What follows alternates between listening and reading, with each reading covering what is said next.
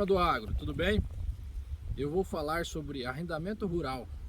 Eu acho importante falar nesse momento porque nós estamos no término da safra 22-23, iniciando a safra 23-24. Então é nesse momento que os produtores rurais que vão para a lavoura tomam decisão, alguns de ampliar suas áreas, outros de converter a área de pecuária em área de lavoura, outros em arrendar áreas. E vamos nos pegar nessa questão do arrendamento de áreas rurais. Para a gente explicar um pouquinho o que é arrendamento, é como se fosse um aluguel, talvez fica mais fácil para todos entenderem. É um aluguel da área. Você tem uma propriedade rural, não tem interesse em tocar mais atividade nela, ou vê que é mais viável, às vezes, alugá-la, então você vai fazer um arrendamento rural com outro produtor rural. Nesse arrendamento, existem várias regras que estão lá no Estatuto da Terra e alguns decretos que regulamentam esse estatuto. Por quê? É importante existir regras para o arrendamento? Porque o interesse hoje maior não é mais que as pessoas sejam apenas donas de terras. O interesse é que essas terras produzam, e produzam bem e não deixem de produzir em algum momento. Por quê? O mundo tem interesse, o mundo precisa de alimento. E é aqui na lavoura que vai sair a base de alimentação para outras atividades, a base de outras indústrias. Então, a cadeia produtiva do agronegócio ligada à lavoura é gigantesca. Voltando aqui para o nosso contrato de arrendamento, a gente precisa definir quais são as partes do contrato de arrendamento. São duas partes envolvidas. O primeiro, quem é o dono da terra, é o arrendador. Por vezes, em alguns contratos, algumas matérias, alguns livros, você vai ler arrendante, mas a lei fala em arrendador. E quem toma a terra, quem pega ela para trabalhar, é o arrendatário. Esse arrendamento ele pode ser tanto gratuito, pode ser pago, pode ser combinado de várias formas. Mas a lei determina algumas coisinhas que a gente vai falar daqui para frente. É importante a gente já falar também sobre o subarrendamento. Ele é possível. O arrendatário, quem pegou a terra para tocar uma atividade, ele pode muito bem subarrendar essa terra para um terceiro, um pedaço dela. Porém, ele precisa da anuência do arrendador. O arrendador precisa saber quem vai estar naquela atividade. Isso é importantíssimo. Uma outra questão que é pouquíssimo utilizado ou observado nos contratos são alguns limites que existem para a remuneração do contrato de arrendamento.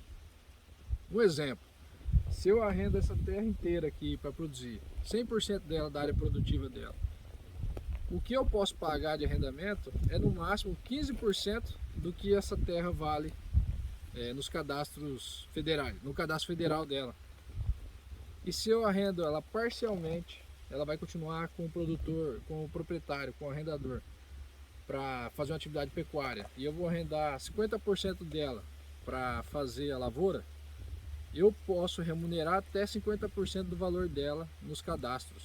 Então, a importância de se manter esses cadastros das áreas com valores mais altos quando você pretende arrendar.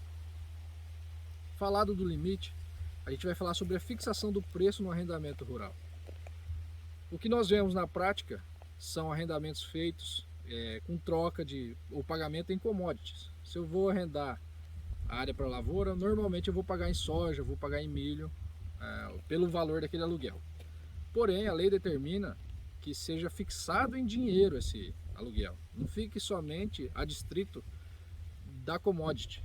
Tantos sacos de soja, tantos sacos de milho, não. O correto, mas não é o usual nem o praticável. E a jurisprudência, né, que os tribunais já entendem que é totalmente possível fazer de outra forma, fazer fixando o preço em commodity. Mas fixado o preço em reais, ele pode ser pago em commodity. Então essa é uma questão que usualmente não é feita essa fixação em dinheiro, e sim somente em commodity.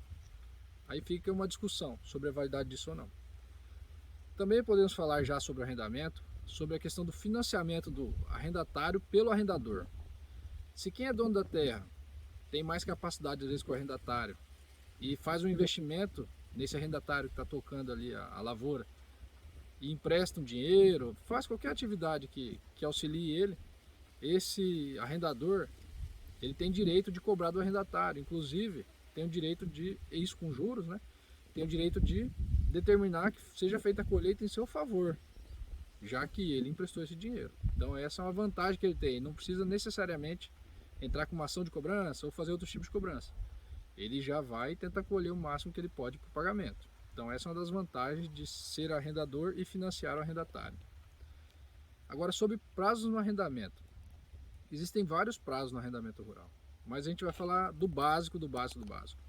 Caso o arrendamento rural seja feito com contrato sem prazo determinado, ou mesmo que seja feito de forma verbal, porque é possível fazer tanto contrato escrito como verbal, o prazo mínimo seria de 3 anos. Então, se não for determinado qual o prazo desse contrato estipulado entre as partes, no mínimo 3 anos de atividade. Isso para agricultura, qualquer coisa. Aí depois, mais para frente vai ser assunto de outra discussão. Existem prazos para pecuária, prazos mínimos para pecuária, prazo mínimo para agricultura e por aí vai. Outro assunto que a gente deve falar e trazer, que causa muita dúvida, é sobre as benfeitorias. Existem 3 tipos de benfeitorias: as úteis e necessárias e as benfeitorias que são as voluptuárias, né? Aquelas que não são tão necessárias assim. Então, dessas benfeitorias, que é você construir algo na propriedade, que são úteis e necessárias, ao final do contrato, o arrendador é obrigado a indenizar o arrendatário. Então, se eu construir uma estrada, gastei para fazer essa estrada era extremamente necessária para a atividade naquela área, o arrendador, o dono da terra, ao final do contrato tem que pagar o arrendatário sobre isso. Agora, se eu construir uma piscina, que é só para o meu deleite, essa piscina não tem nenhum uso para guardar água, para nada, só para o meu deleite. E isso eu posso ser indenizado, o arrendatário, caso caso no final, antes eu tenha feito um acordo com o meu arrendador sobre Retomando aqui o nosso bate-papo sobre arrendamento rural. Eu vou falar agora sobre o direito de preferência. Esse direito de preferência, ele é importantíssimo para quem vai tomar a decisão de arrendar uma terra. Ele quer dizer o seguinte: o arrendador, quem arrenda a terra, ele está livre, né? Quem é o dono da terra, ele está livre para vender essa terra a hora que ele quiser. Mas quem comprar e quem adquirir essa terra, ele deve respeitar o contrato de arrendamento. Só que tem mais uma questão com relação à preferência. O arrendatário, ele tem preferência sobre essa área com relação à venda. Então, se ela for colocada no mercado e foi encerrada uma negociação entre o arrendador e um terceiro, o arrendador tem a obrigação de notificar o arrendatário de que vendeu essa terra e falar como foi feita essa venda. E aí o arrendatário tem essa preferência de simplesmente adquirir a terra por aquele valor. Lembrando que o interesse é que quem produz continue na terra, não que se especule com a terra. Então essa questão é importantíssima, existem várias regrinhas sobre isso que devem ser seguidas. Agora vamos falar da renovação do contrato. Chega lá, está encerrando o contrato de arrendamento rural. O que cada figura aí desse negócio deve fazer? Com 6 meses de prazo para o término do arrendamento, o arrendador, o dono da terra, ele precisa notificar o arrendatário, falando assim, ó, está acabando nosso contrato, eu quero retomar essa terra ou vamos renegociar isso aí. E se caso ele não fizer essa notificação, o que vai acontecer? Aí é um problemaço. O problema está em que o contrato vai ser renovado pelo mesmo tempo e pelos mesmos valores. Aí é o problema da fixação em commodity. Então vai ser mantida a última commodity. Enquanto se for em valor, vai ser feita a correção daquele valor. Isso pode acontecer? Pode. Já aconteceu em algumas cidades aqui no Mato Grosso, no Brasil inteiro deve ter acontecido. E a regra para fazer essa notificação ela é bem rígida, exigem bastantes requisitos legais. Isso também é assunto para outro debate, outra discussão. Essa proposta do terceiro, se um terceiro quer arrendar a área, por exemplo, está encerrando também o contrato.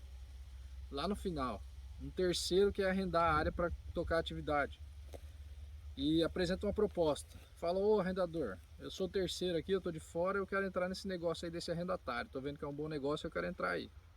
Eu te ofereço o tanto que ele dá mais 2.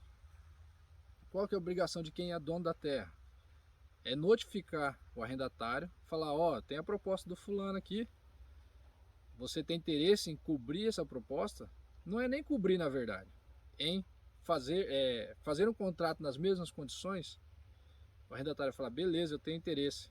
Então vai ser renovado, vai ser feito um novo contrato de acordo com aquelas condições apresentadas pelo terceiro interessado. Essa também é importantíssimo dizer sobre esse assunto. E por fim, chegando lá finalmente, o prazo final do contrato, feito todas as notificações que a lei exige, dando tudo certo, esse contrato vai ser extinto. Ele vai acabar pelo seu cumprimento, muitas vezes, e outras vezes pode acabar por alguns outros problemas, por um distrato, uma extinção do direito de quem arrendava, um exemplo. Às vezes quem arrenda é um herdeiro e a coisa ainda não está resolvida e descobre lá no final das contas que ele não era herdeiro nada. Aí extingue o contrato, porque ele não tem mais o direito de arrendar aquela terra. Então pode haver uma desapropriação durante o arrendamento e aí o contrato se extingue também. Então existem 1000 situações aí que podem acontecer. Mas turma, obrigado pela atenção. Basicamente é isso. Não é simples, é bem complexo. Dentro disso tudo que eu falei, ainda existem várias regrinhas, né, que é coisa mais aprofundada. Mas eu gosto de trazer esse assunto para vocês verem a complexidade. Às vezes a gente leva essa situação do arrendamento rural como um simples contrato, algo banal, mas não é. Muitas vezes é um patrimônio familiar que está sendo colocado em risco por um mau contrato, uma falta de informação lá no final. Você arrenda normalmente para 10, 12 anos. Daqui 10, 12 anos, talvez os seus sucessores, se você falecer, eles vão saber de tudo isso. Então por isso que lá no contrato tem que estar bem escritinho para que quem lê entenda, ó, eu preciso fazer uma notificação.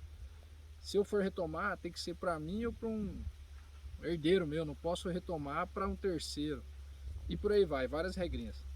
Obrigado pela atenção, desculpa qualquer coisa no vídeo, se não ficou bom, mas o importante é a informação. Vamos lá. Obrigado, um abraço.